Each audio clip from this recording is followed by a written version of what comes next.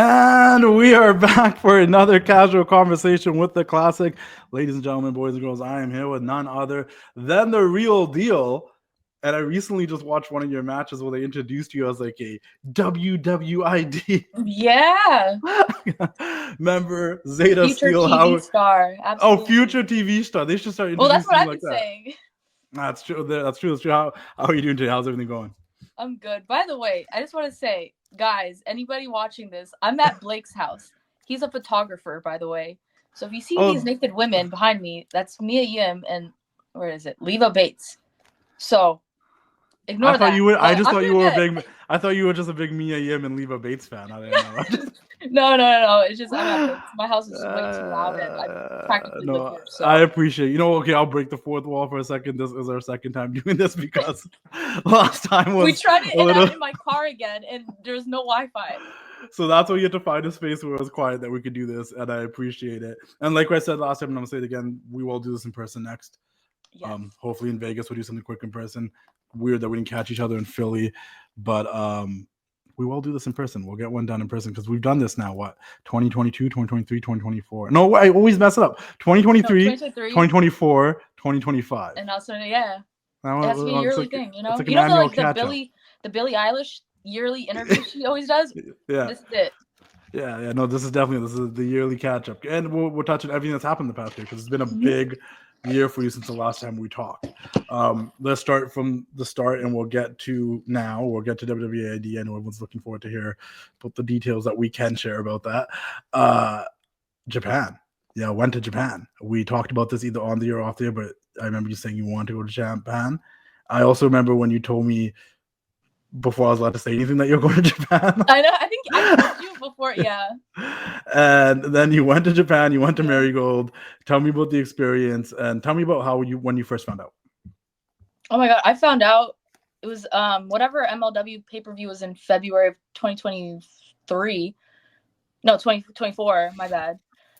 And yeah, I was on my way home from the pay-per-view, dropping off Blake. And as we're like pulling up, we stopped at a Taco Bell and we're at the drive-thru and I get an email and like the title of the email is like Stardom. So I'm like, hey Blake, can you read this? Like, I'm driving.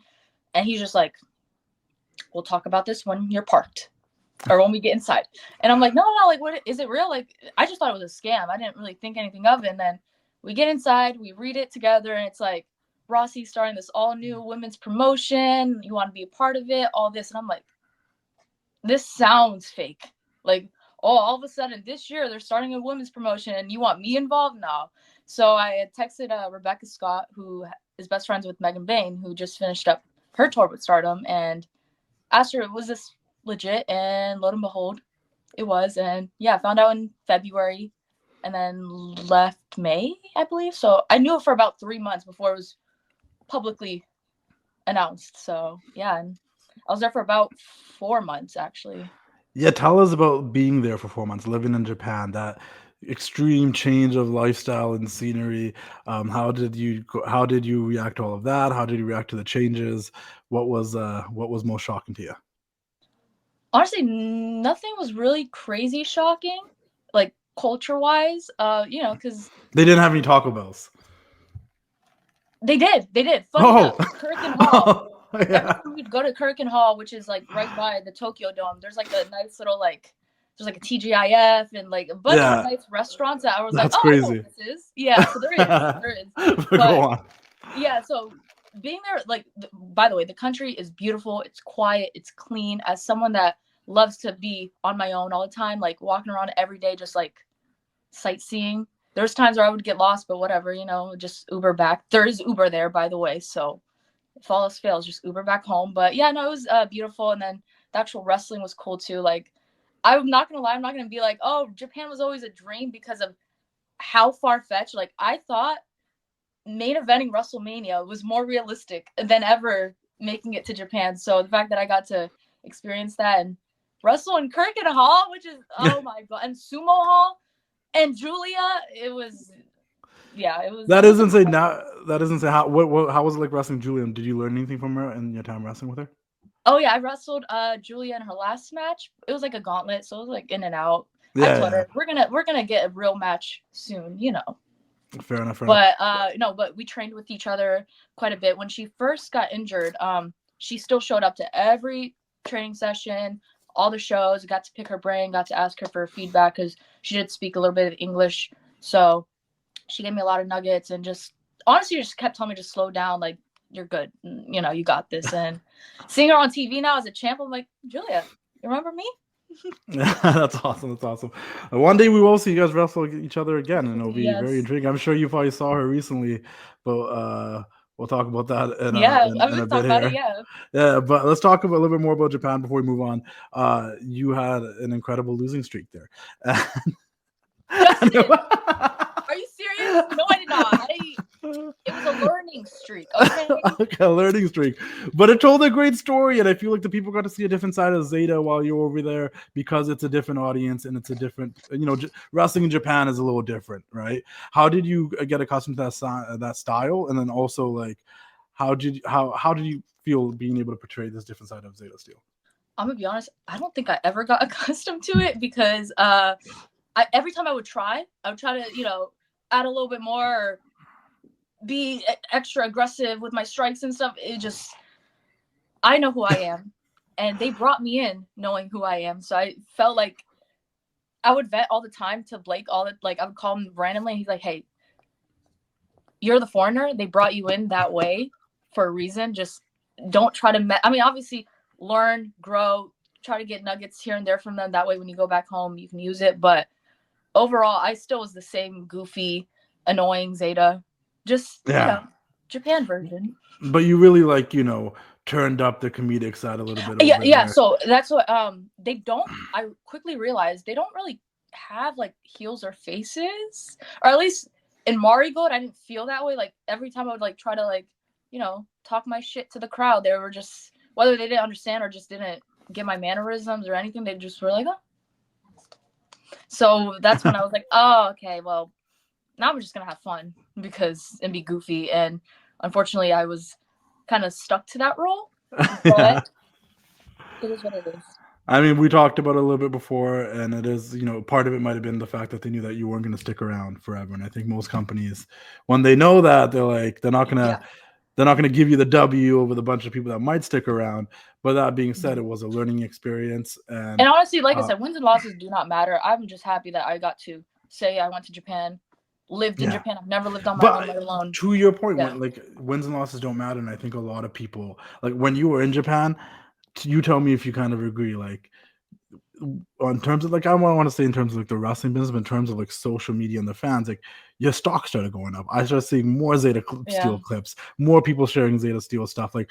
Marigold was new. There was Stardom. There's all the stuff out there, Joshi Pro and stuff. But Marigold is new, and you're technically an OG of Marigold now because you were part of the first class. I'm in the original roster. Hell yeah, you're in the original roster. And I think for people that were tuning into this new thing in Japan, that's Marigold, that is started by Ross, who obviously had a long history with being with Stardom. Already came in with a lot of clout.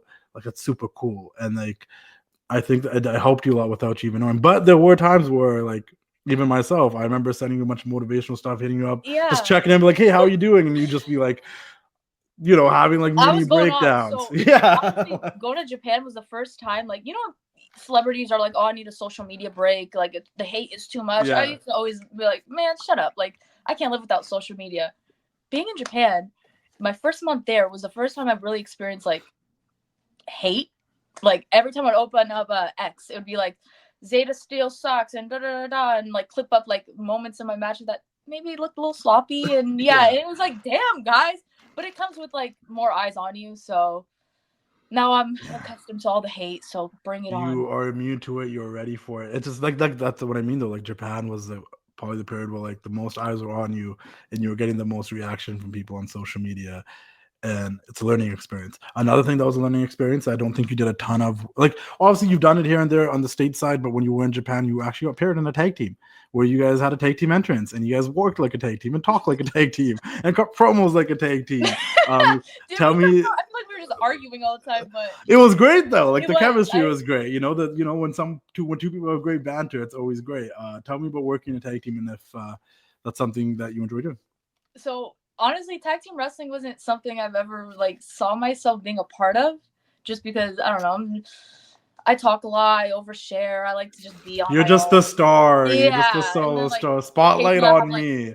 occasionally I'll have like Liz with me, like a manager, to like boost me up. Yeah. Like it's always just But there's no competition in that sense because he's your manager. There's two performers. that's what I'm saying. He's not a wrestler. Yeah. Yeah. So being in a tag team, we wrestled each other one weekend, and the next weekend was like, oh, you guys are tagging. And so we're just like, oh, well, I'm very big on, like, if you're in a tag team, you got to have the same gear. You have to have, like, something that just makes you guys just look like a team, right? Obviously, we couldn't have gear because we didn't know we were going to be a tag team. So I remember, like, she called, like, one of her friends and was, like, trying to come up with, like, a cutesy little entrance. We're like, no, maybe we'll do it this way. And, like, we try to have fun with it. We try to come up with some tag stuff. And honestly, working with Mila, like, made me look at tag team wrestling a little bit differently. Now I'm not so... That door's not shut. I would love to be in a tag team if the right partner was presented to me, like Mila was. Fair enough. And you got your first win with Mila. Yes. Oh my God. Can I share this story really quick? Yeah, go ahead. I think this is why we got our first win. So it was my last time wrestling in Kirk and Hall.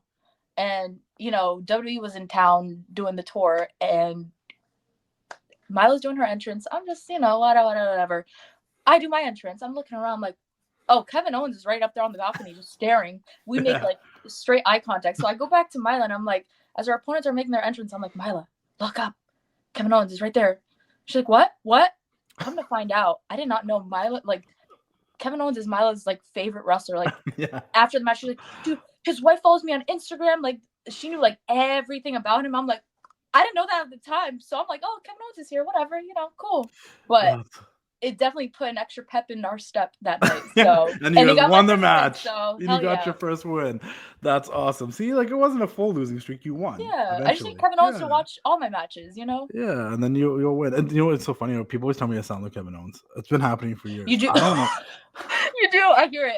You know, I remember, I forget, one of the wrestlers in WWE called me when I went to Calgary, like, and the first thing she said, she's like, wait a minute, she's like, you sound like Kevin. I feel like I'm on the phone with Kevin. That's such a trip. I'm like, I've been getting this since like the moment I started sharing my voice in 2015. I don't know. Maybe it's a Canadian thing. Oh wait, that's right. You are Canadian. I am Canadian. What is one thing you'll say that you took from Japan with you that you learned, that you carry with you, like something that you've learned from that entire experience? Ooh, honestly, before going to Japan, I love wrestling so much. I will wrestle for free. I don't care. But it came to a point where I was coming home in the negatives. I was making no money wrestling. I was just I didn't care until, you know, bills started coming in, and I'll just figure it out. I was working like 2 jobs. I'd had to leave a job because they wouldn't give me days off for wrestling. So I'd find another one, but I would always make it work. I was like floating. And coming back from Japan, I kind of being there and being kind of stuck in a country and like, hey, this is the way I'm making my money is through wrestling. And if I'm not wrestling, how am I going to eat tonight? How am I going to send my mom money to help pay bills? So the whole experience, as great as Japan was, and I have a lot of things I've learned, but that was like the biggest one of like, hey, this is a business at the end of the day. Like you as an interviewer, like you got to make money, pay your bills. As a wrestler, putting my body on the line. Like there was days where I was so beat up. I had to like, there's 2 times where I'd pull out of a match because I physically, like, my body could not do it and didn't get paid. But hey, so coming back home from Japan, I definitely was like, oh, Zayda, let's not wrestle for free anymore. Yeah. It's the experience of kind of like living on your own and then having to pay for your own food and travel and being like, oh, there's no home base. Like you just can't go to your house or Blake's house or someone's house and catch a ride. Like you were literally from another wrestler that, you know, like you were literally on your own trying to figure this out for the most part. And then, you have to learn how to budget and all that stuff. Ladies and gentlemen, boys and girls, it's your boy, the Wrestling Classic here, guys. I want to let you guys know that there's a limited edition Wrestling Classic tee. I'm wearing it right now, but I got to show you the back because it's in collaboration with none other than HQ Clothing, guys. Check them out at www.hqclothing.com. It says Conquered in the back because that's what we do. We're out here conquering it every day, guys. Wear this shirt, remember to conquer it. Do the thing, keep doing the thing. HQ Clothing, headquarters clothing, guys. Check them out, www.hqclothing.com. Limited edition Wrestling Classic shirts. There's only like 70 left. There's only 100 printed. Make sure you get them before they're gone. I truly, truly, truly appreciate your support. www.hqclothing.com. Conquer it. Get it now. Put the link in the description below. Hey, yo, have you guys heard about 500 Level? They make officially licensed WWE merchandise, and I actually have been working with them on a couple of designs. A design that I worked on recently was with a girl named Caitlin, who's a big Dakota Kai fan, and we designed this new Dakota Kai shirt, which you can get exclusively now at 500 Level. Once again, officially licensed with the WWE. Really wanted a new Dakota Kai shirt. Got this one designed and made, and it's on the website now, on sale now, 500level.com. Guys, join their partnership program. You get discounts the more shirts you buy, 10%, 20%, 30%. You earn points and you get a discount. They have OG shirts, guys. I had to re-up on my NWO shirts on 500 Level, the comfortable material if you get the premium shirts, but even the non-premium is super comfortable. I got NWO shirts. They got Shawn Michaels shirts. You can find some of your favorite wrestlers on there. You can find none other than guys like Razor Ramon, the bad guy. Check out this shirt. It's a sweet, sweet shirt, everybody. 500level.com. Like I said, they have the NWO stuff. And if you're like a big NXT fan, they got shirts for all of your favorite NXT wrestlers. And if they don't, let me know, and I'll make sure we get some shirts made for your favorite NXT wrestler. I went to go support my girl, Carmen Petrovic. You guys can check out our casual conversation on my YouTube channel. You can check out mine and Carmen Petrovic's casual conversation. But 500 Level had a Carmen Petrovic shirt. I had to go support my fellow Canadian and the homie Carmen Petrovic, guys. 500level.com, guys. Check them out. Get premium, officially licensed WWE shirts that you cannot find in a WWE shop all the time. They have a huge selection on their website also for MLB, NBA, NFL, NHL. They got shirts for everything, but their wrestling selection is insane. Custom creative designs. Maybe I can work together with someone out there that is an editor that wants to put more designs on their website. Hit me up. 500level.com. Check them out and keep doing the thing. Oh, one last question about Japan really quickly then. One last question about Japan. Because I just always find it interesting because I have a lot of friends that love Japan, that go to Japan inside of wrestling and outside. What is that, a matcha latte? Like, what do we do? I just got like a chunk of matcha. Like, sorry. Awesome. No, I was curious. But that falls into what we're talking about though, because I'm always curious, like, how did you get accustomed to the food in Japan? Did you try the food there? Did you like it? Like, the food there was good. Honestly, it was a lot of like what you see online, honestly, like a lot of seafood, a lot of rice and yakiniku all day, every day. It was good, but at some point you get tired. And even like going to McDonald's, like it wasn't the same. Like it tastes healthier. And I've lived in America all my life, other than the 1 year going to Morocco when I was little. But I miss the artificial, like fake food. Like even talking about earlier, like going to Taco Bell or like TGIF. Like I just miss like American restaurants. I think it's also part of like where you grew up, because I will spend a ton of time in the States, and when people are like, hey, what do you miss about Canada? I'm like, just the way the water tastes, and I don't know why it's different. Yeah, no, literally, the McDonald's did not hit it. And then like also their fast food, when I eat it, I feel like I'm getting fat. Whereas when I eat fast food in Canada, sometimes I don't feel that way. See, I like feeling like I'm getting fat, you know? So I guess each their own. But yeah, no, the food was good. I feel like the main thing that kind of bothered me was the fact that there was no caramel fraps at McDonald's. The McDonald's was cool, you know. There was weird like peaches fraps and like there was macaroons, but I was like, I need my caramel frap. That's it. So it's crazy the weird stuff they have at McDonald's in different like countries and stuff that are more catered towards like that country. It's like going to McDonald's in India and they got like an aloo tikki burger, and I'm like, what is this? Like, what is? They had a shrimp burger though. That was good too. Oh, that's interesting. So after Japan, you come back and you're work Marigold, and next thing you know, the independents are calling, and then you're getting some like bookings at some pretty relevant places, some companies that have a good reputation. Like if you wrestle there, it's a big deal. Companies like GCW, Progress. Like, tell me about that when you coming back and getting all these cool opportunities that you weren't getting before. Yeah, so it's so funny because while I was in Japan, the whole time I'm like calling Blizz and I'm like, hey, what's going on in the indies these days? Because like my algorithm was all like messed up because obviously I'm in another country. Yeah. And so I'm like, like what's going on? Like, how are these people doing? And he's just like, it's the same thing basically. And I was like, so I'd like I didn't want to go back to the indies and do the same like bookings. Same shows. Yeah. So you want to come back, mix it up. Mm-hmm. And so obviously doing GCW recently and Progress was crazy to me because as a wrestling fan, I've gone through like different like eras. Like I go through my like deathmatch like hardcore phase where I just watch nothing but like old CZW and GCW, and then I go through like my like Lucha Underground phase or What Culture. You know when like the UK was really in like the indie scene before, you know. No, it was like 2015, 16, 17 before WWE UK. Yeah. So, before like, WWE UK started, the UK scene was bumping. Hence why WWE even noticed it. And exactly. Yeah, like Progress was the stuff. You had all this ICW, everything over there was popping. So I was always aware of Progress. That was somewhere that I definitely wanted to wrestle at. Didn't think I would get it right after coming back from Japan, let alone their champ. But I didn't lose. My body gave out on me if you watch the match. So who's to say I don't return? But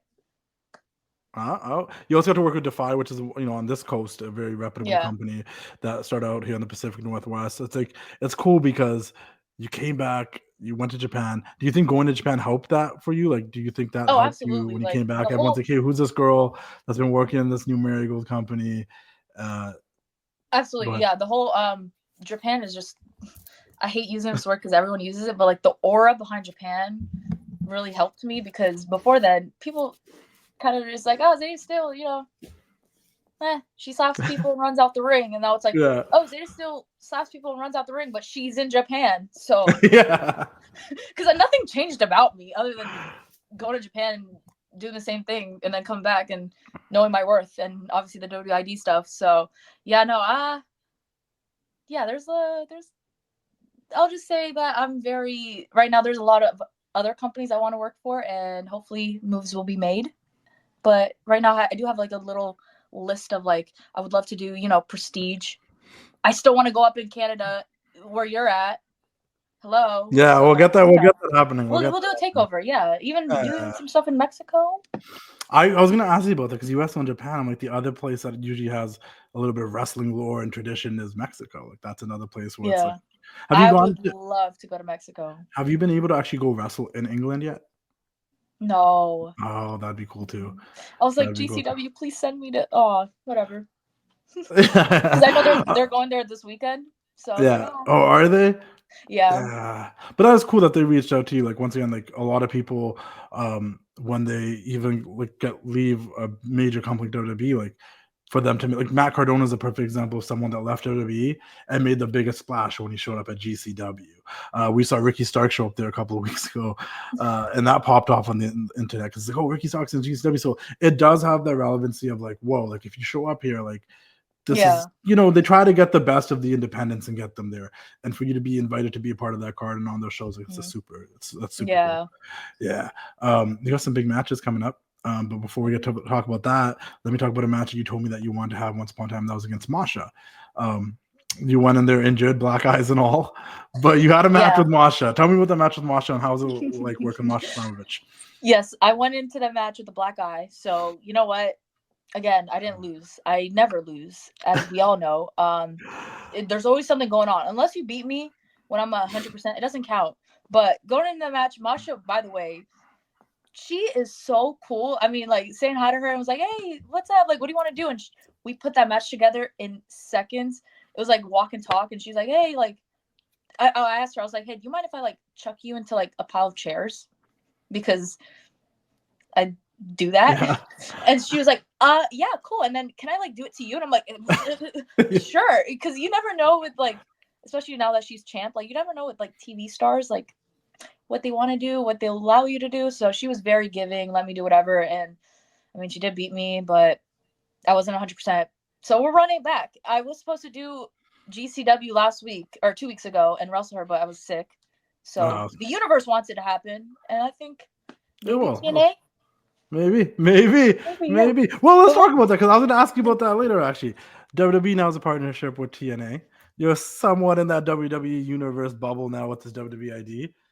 Do you think we could still get a Zayda Steel appearance on TNA within the next 5 years? I say this to everyone. If it's not WWE, it's TNA. Growing up, I was a huge TNA baby. Like I love X Division, Knockouts Division, Tag Division, and I don't even like tag team wrestling, but they killed it. And when I was in Japan, I had like couple people putting in words for me for TNA. Obviously, I got a heads up on the WWE stuff, so nothing could have came up. Even though I did get a message from Gail. I did reach out to her, and she was like, "Oh my God, I'm just now seeing this. I'm so sorry."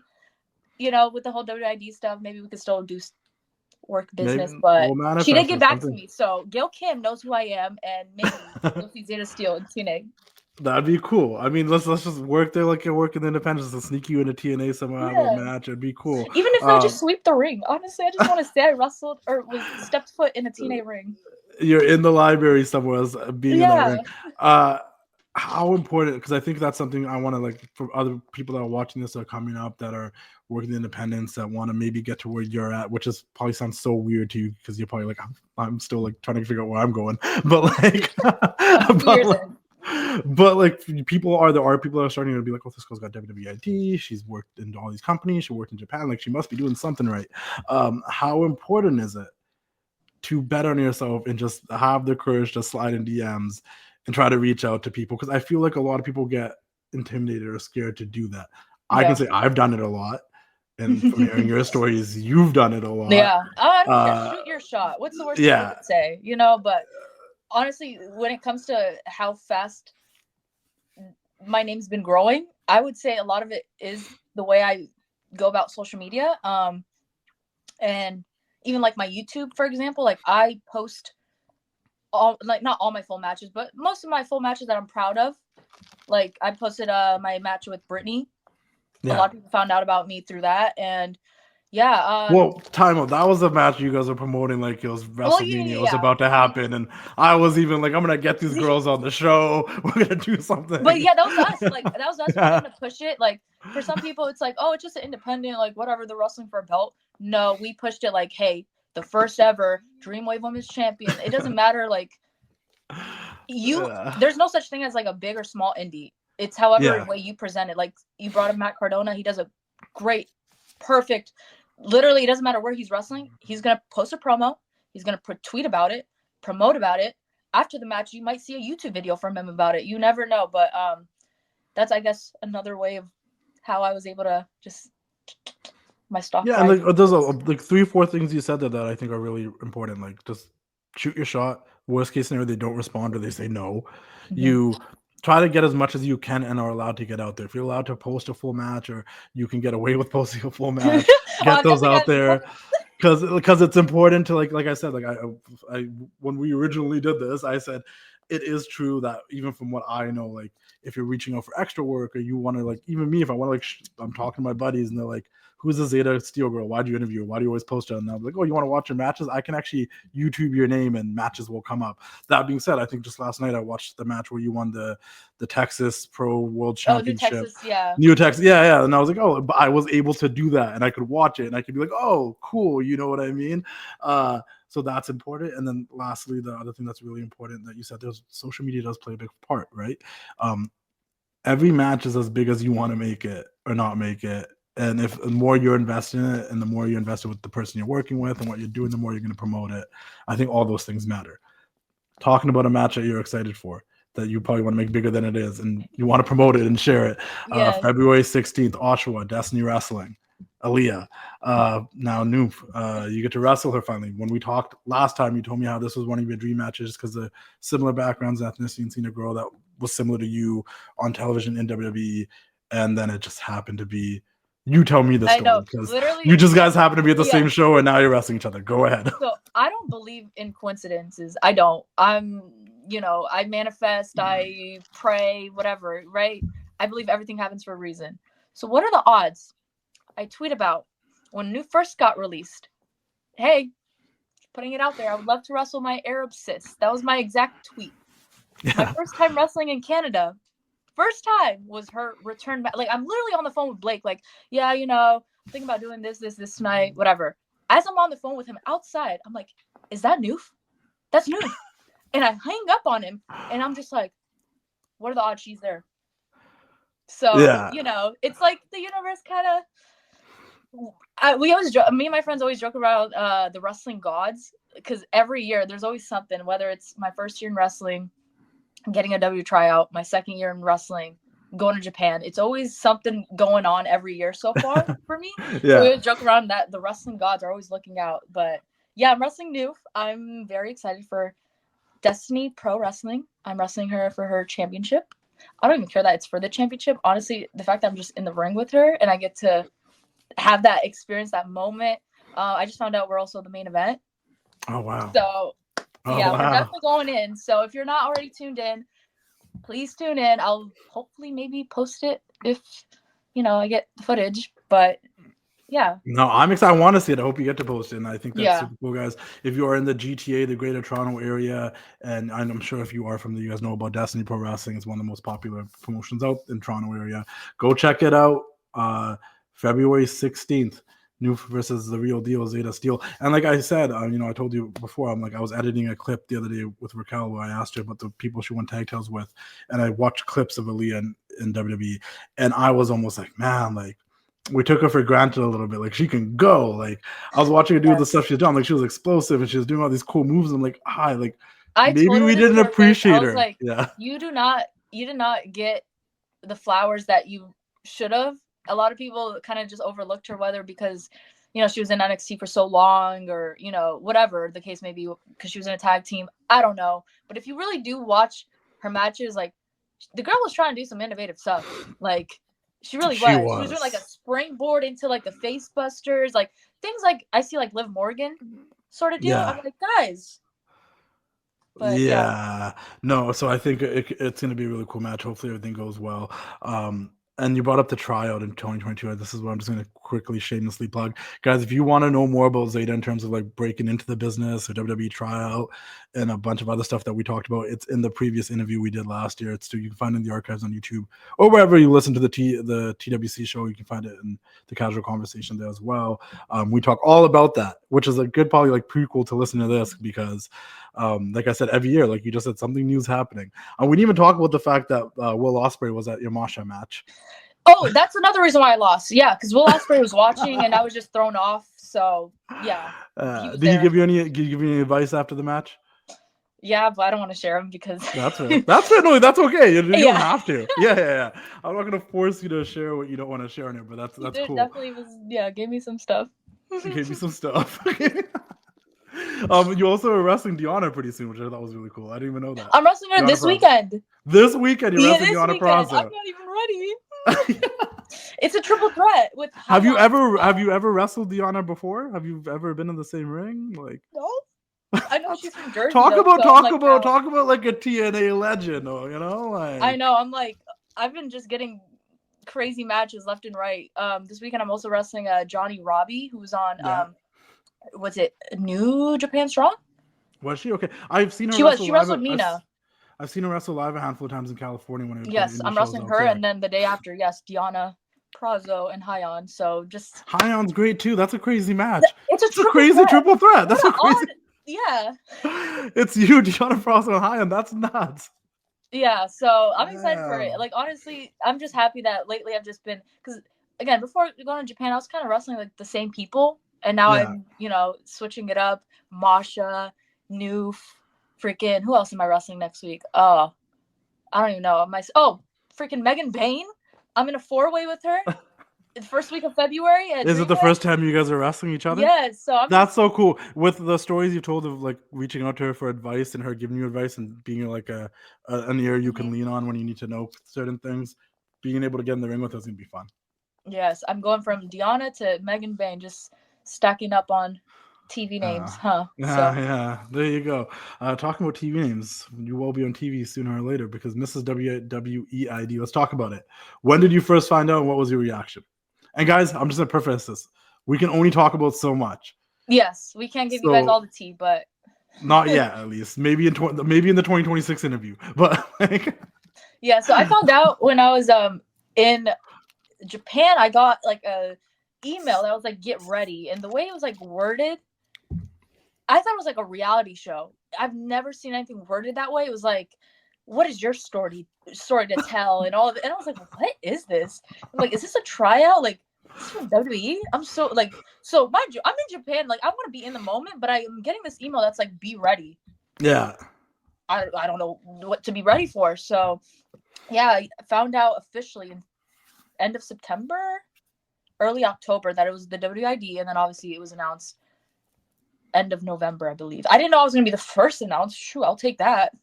Thank you How did already. you feel when that happened? The reaction you got, because when that dropped, even when I shared it on my page when it dropped, because obviously like I kind of knew something was coming and I didn't know what exactly. And then when it dropped, I'm like, oh, here we go. And then like when I posted, like the amount of shares I got just off of my page of your WWEID announcement was insane. Yeah. So like, honestly, so Zayda Steel's reaction was like, of course, yeah, I'm the real deal. But like, Fatima was like, why me? Why not Kylie Ray? Why not literally anyone else? But hey, again, the wrestling gods look out for me, so. They did. So what can you tell us about the ID? What is like, how has it made your life better? Ooh, well, for one, I was able to quit my regular job, and now wrestling is my full-time job. So that's at the top. As well as being able to train with Natalya. I can't even put that into words because I grew up watching Total Divas and just obsessing over her and her family. How cool are her and TJ? That's super cool, right? They were so, honestly, I think I'll say this, I learned the most and felt the most like comfortable in that dungeon. I didn't think I was. Obviously, when I first went there, I was like, oh, you know, all shy, but she is so sweet and definitely brought a lot of confidence out of me. Even as simple as like we were all like working on like heat, and she stopped us and was like, hey, I need you guys to find your inner fuck you. All those, you know, bad words and negativity that you read on social media. Yeah, I want you to feel it. And she even like used Ashanti the Adonis as an example. She was like, hey, he went from this and now look, he's consistently used on TV. So she just used him as an example, as in to show that find your inner fuck you. Don't, you know, keep going. And sometimes you do have to listen to, and you do have to feel the negativity. So I definitely would say I just loved working with her, and TJ as well. TJ was so like, he was just standing there like, yeah, and I'm like, oh, but yeah, that was cool. Yeah, no, oh, and we also trained with Pete Dunne as well, so yeah, that's another freaking, so, you know. So you get to train with cool people. Yeah, you're kind of financially. Wrestling's better, your income now. Wrestling's your income now, basically. You know, like yes. You don't have to worry about making ends meet. Like you're taking the booking you might not want to take because like you need the money and stuff like that. Obviously they have a spotlight with you. They're following you guys as independent careers and seeing where you're being booked and what you're doing. They're looking to, like we talked about it last time. Like in my eyes, from my perspective, what this is kind of like, hey, the WWE NIL program, but for people that are on the independents. Yes. Because we went through a phase where they were hiring all the best off the independents when Undisputed Era's there and Ricochet and all these guys, Aleister Black, all these guys are showing up that were like the best of the independents. And then they kind of went back to like, finding, D1 Olympic athletes, people that are really good at sports and trying to get them to join professional wrestling. And we've had a string of that recently. But now it's like, this is their way to be like, hey, like, no, we care about you guys that are grinding on the independents, coming up the hard way, the old school way that professional wrestler takes that route and comes up. Would you think it's kind of similar to that, or? Oh, you explained it better than I could have. Yes, absolutely. It is. Honestly, it's them shedding light on the indies. You know, even if you followed like the WWEID on Twitter, like the fact that they openly tweet out, like a WWE account is tweeting out random indies in freaking the middle of nowhere. Like it's helping shed light to indies as well as us who are part of it. So also, I hope that other wrestlers who are following this feel now motivated and know like, okay, they are watching. If I wrestle someone who is part of the WID, maybe, you know, someone in WWE is watching, like I have eyes on me or whatever the case may be, or, oh, they're watching Reality of Wrestling.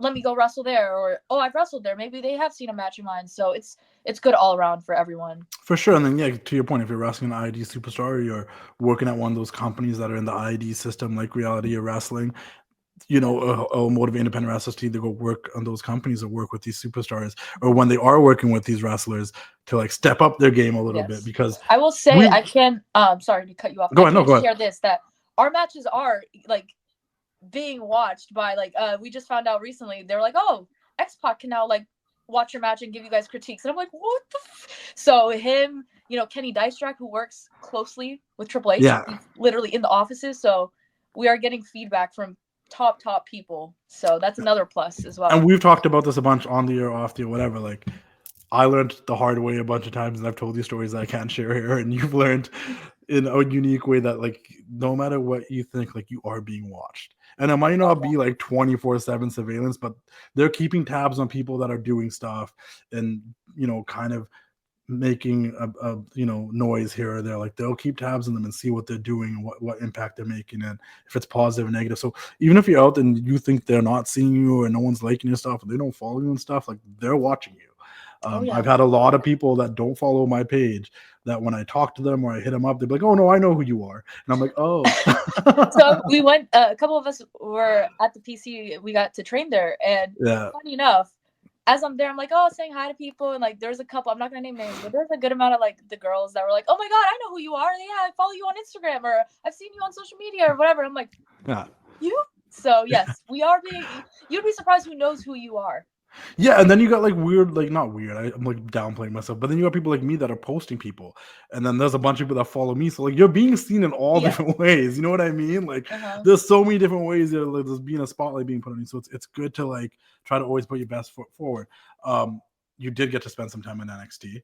I know you've had a tryout before, but they showed you guys on TV, like the WWEID stars at ringside here, this and that. How was that experience? And then also like, was it like kind of weird? Like, hey, like I might be here in a couple of years. Like this is a thing. Like honestly, literally. So my first time, obviously being there in 2022, I did not look like the girl I look like today, nor had the mindset that I did.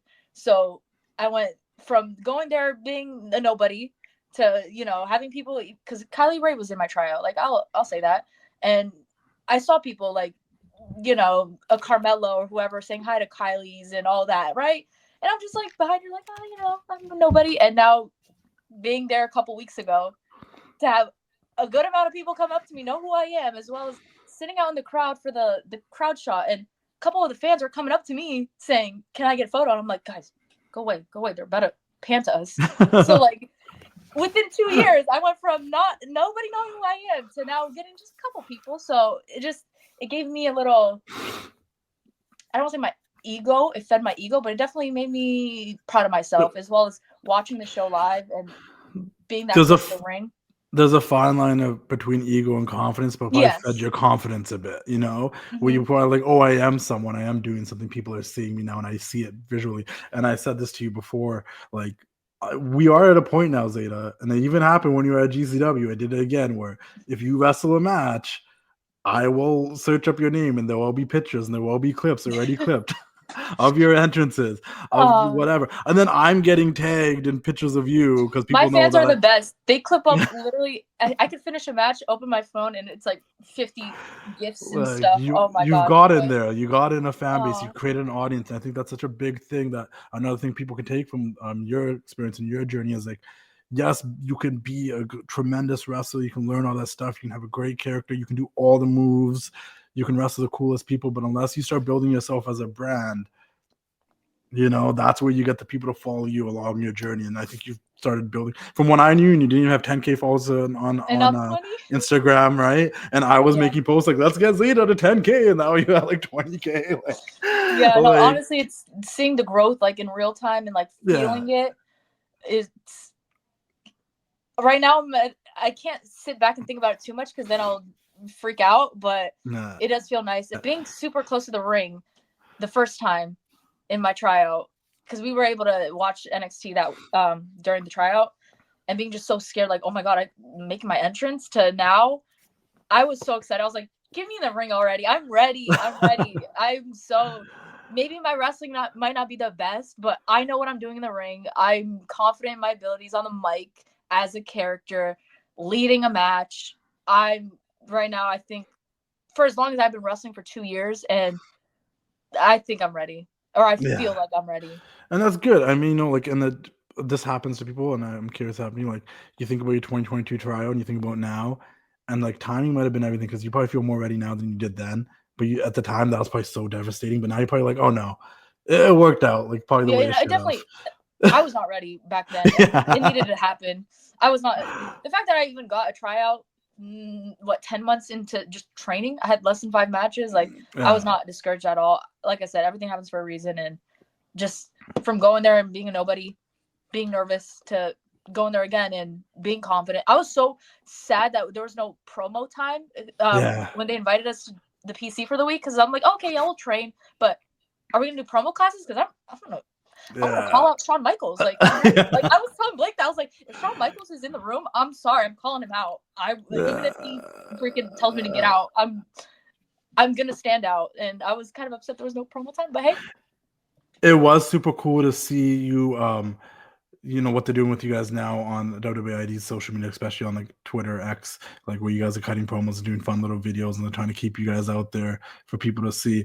That being said, I've seen a lot of the other talent. A lot of them, the last time I said I didn't really know any of them. That's wrong. I know about like 3-4 of them beforehand, as we figured out. Obviously Kylie Ray, Jack Cartwheel, and a couple of others. But who do you think people should be looking out for? Like, I know that's tough. I know you can't say everybody. I don't want you to say everybody. That's a cop out answer. Who are some people that you think people should be looking out for that are also part of this program? That, you know, you're like probably haven't got as much love as they should, and should get some now, because this is gonna be out there. I'll give you like 3. Okay. Marcus Mathers, just because he's selfless, giving, and he wants this. He's hungry for this. Wrestling's in his blood. He reminds me of like who's like a indie darling, like a Johnny Gargano. Yeah. So I would say him. Bryce Donavan. I feel like so I was already aware of Bryce, but I didn't really know how many people like truly respected him, and I never really like paid that much attention to his matches. Like, I would watch when we'd be on the same shows, but yeah, no, Bryce is. People gotta stop sleeping on him. Brian Myers called him, like, I guess he's like the creative pro John Cena. Yeah. He's very, he knows his stuff. You'd be surprised who has like a good wrestling brain, and I think he's one of them. And my last one, honestly, I'm gonna just say all the girls, because there's only 4 of us. And so clearly we were the 4 chosen for a reason. So I'm gonna just say Kylie. Obviously, Kylie Ray. I mean, if you don't know, Kylie should have just been straight to NXT at this point. Yeah, I'm here for it. I'm here for it. But yeah, and Zara, who I didn't know who Zara was until I just recently watched her match with Masha, which I should have watched the match before my match with her, because she killed it. But hey, well, now you know for the rematch that is inevitable. Yes, you will be wrestling Masha again. She did this like cool little back handspring. I'm like, Zara, please teach me how to do that. But yeah, no, honestly, all the girls will be my last pick. And to your point, one, you told me a cool Marcus Mathers story with, and you wrestled him a handful of times, which you can find on YouTube. People, if you want to see Zayda wrestle Marcus, it is on YouTube. But you told me a story about how, like, he, you know, even when you guys trained with Pete Dunne, he made Marcus. Oh yeah, Pete Dunne like loved him. Like we after training there, we were all like, Marcus, get out of here, like, because he kind of used him as like all right, Marcus, come over here. I'm like, yeah. So he basically just got endorsed by Pete Dunne, which is a great endorsement. Pete Dunne saw like himself in him. Like, Marcus, I don't know how to explain it because I'm not a guy, but like, he's just, yeah. And also, Sam Holloway looks like a monster too. Is he really big in person? I've never seen him. He is huge, and he does crazy. Like, I watched him do like a tope. Yeah, but he's Sam Holloway as well as Swipe Right, who are like annoying. But I'm no, those guys I was gonna bring up too. But I just, because like those guys, I see their promos and stuff, and they just remind me of those like douchey frat boy college, like. And you know, I always joke on that NXT is like NXT the college years before you go to the main roster, that they would be a great fit there, because you know, they are. Look what we have going on with Ashanti and Carmen and Nikita. Like, they be there for that drama, like. And that's my type of wrestling. I love just like the hokey, like just annoying characters. Like, that's why I feel like I kind of gravitate towards them as well. Like, Marcus is a sweet guy, like outside of wrestling, but when it comes to the ring, like, I love people who are just like assholes who just are unapologetically them and don't care what other people think, and just they don't care to step on toes. They're living that, like, you know, that young jock life. The I don't know, like Miz when he first came in, or a young Randy Orton. They're just giving me that, like, hey, I'm young, and I like a little bit of that Logan Paul cocky attitude. Like, I get that from them. That's a perfect that's perfect. That generation, you know, and I like that, because you need that. You need some of that youth with some of the wrestlers and this and that. Bryce Donavan.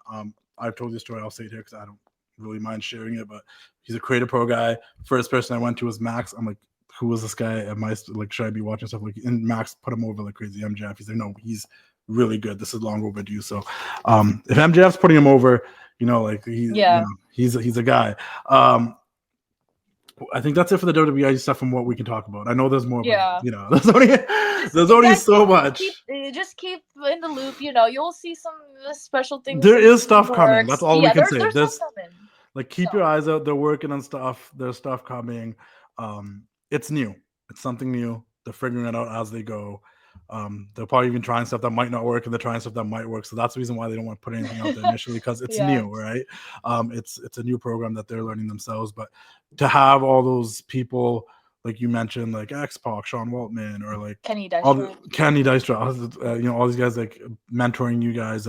Obviously, Gabe Sapolsky's a part of it. Shawn Michaels, all these guys working over this program that they really want to do well. Like, it's a special thing, and it's a lot to say about like Triple H and like Nick Khan. Like, they really, at the end of the day, Triple H was the one that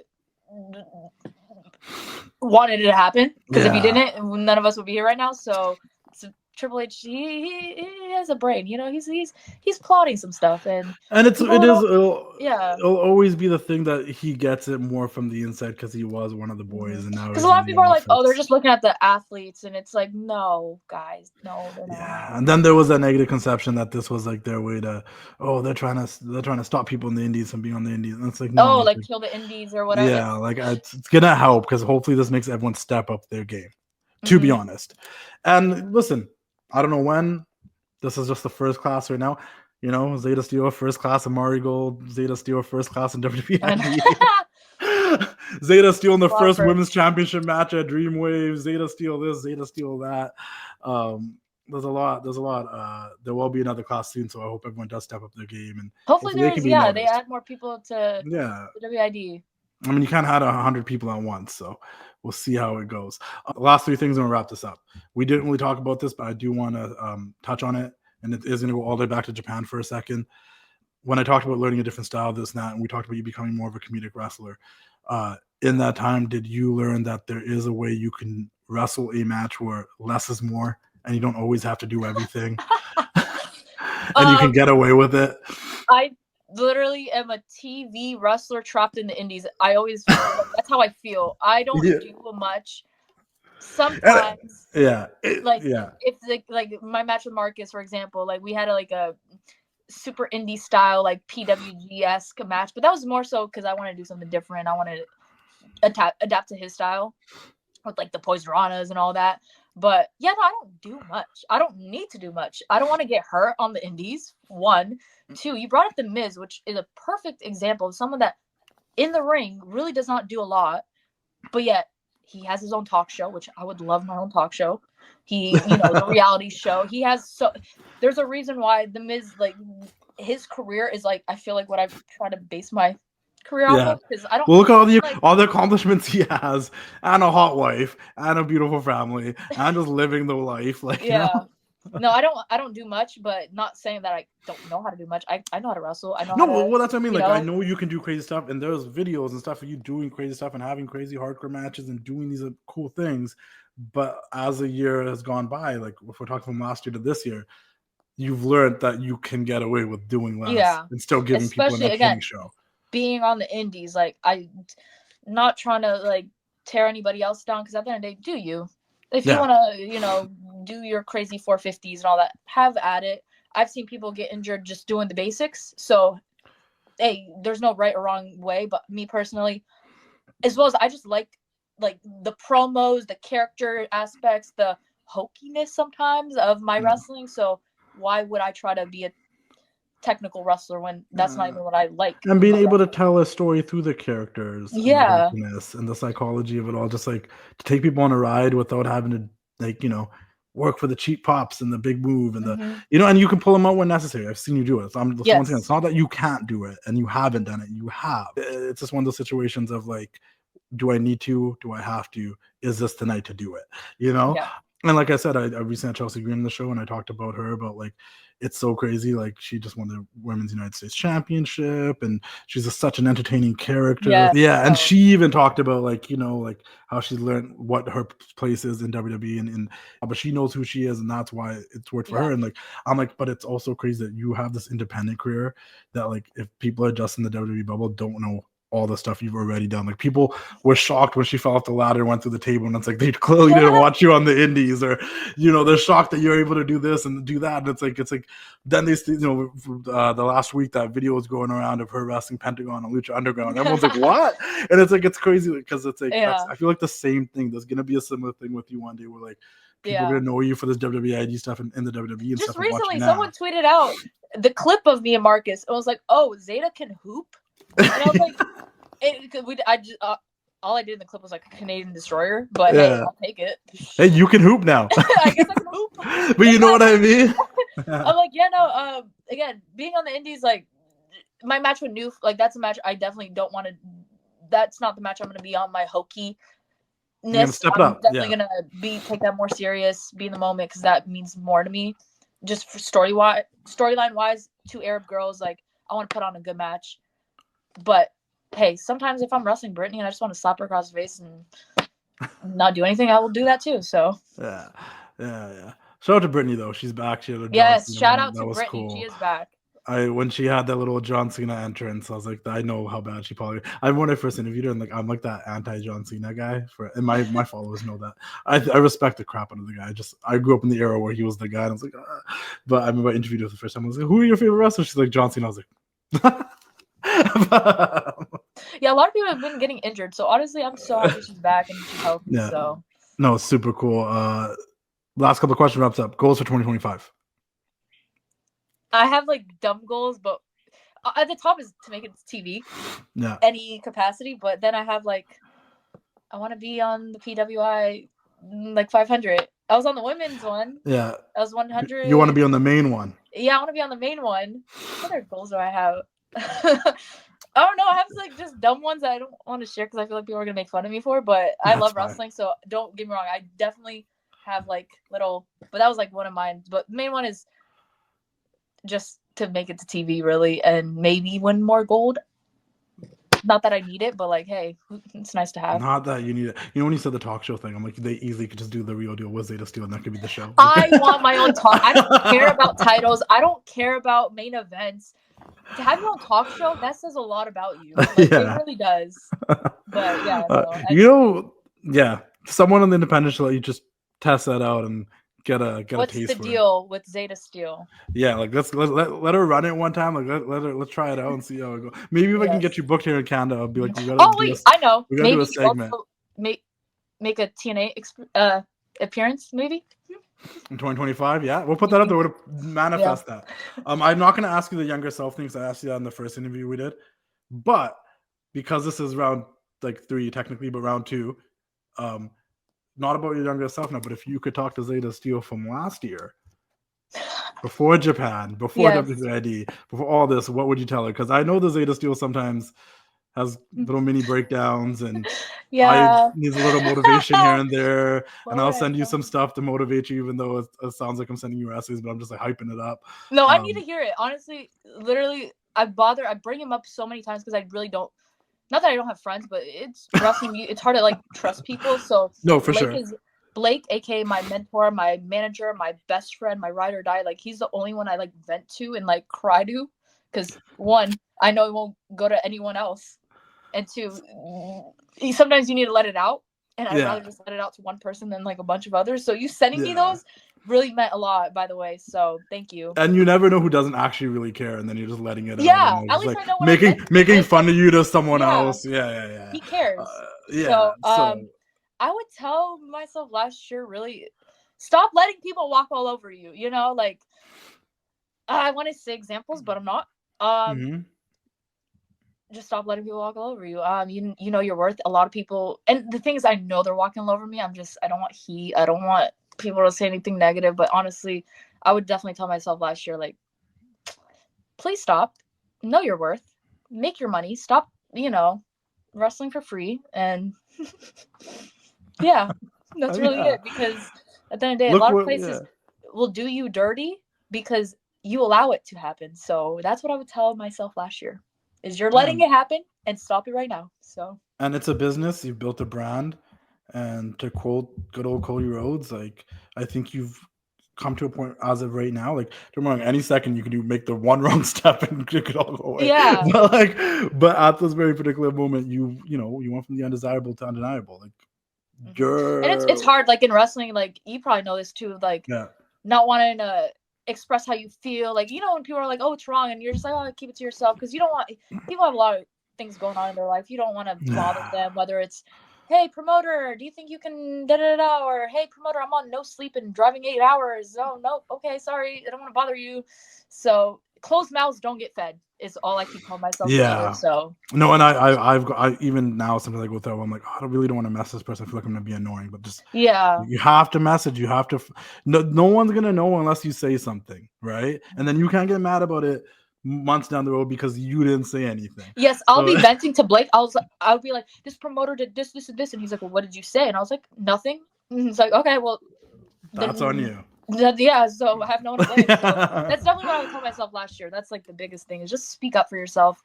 You're not gonna have heat, and if you do, then that says more about them than you. Person, right? Yeah. You're trying to have a conversation. It's like being in a relationship, right? Like you're trying to communicate and see if there's a solution. And if they're not open to looking for a solution or even communicating, then it's really not your fault. That's on them. And this is the toxic relationship, and I need to leave. Talking about leaving, we're gonna wrap this up. Yes.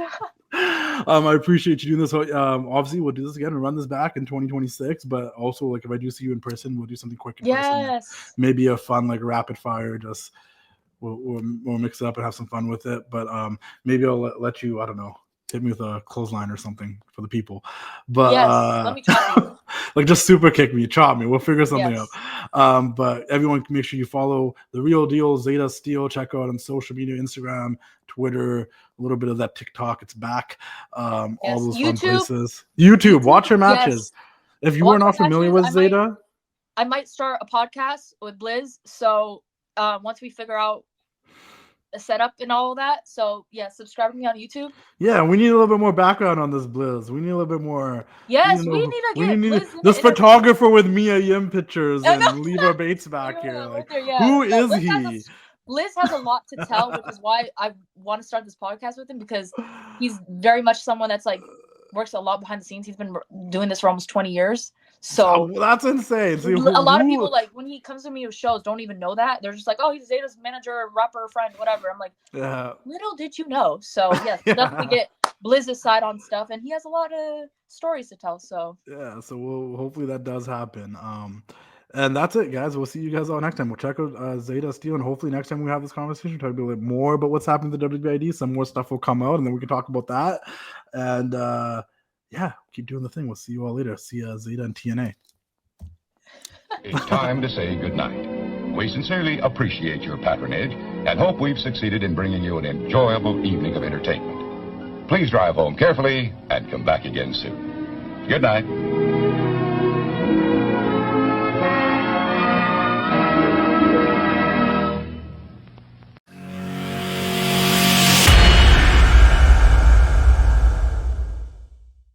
Yes, please plug in. I want that TNA rub so bad.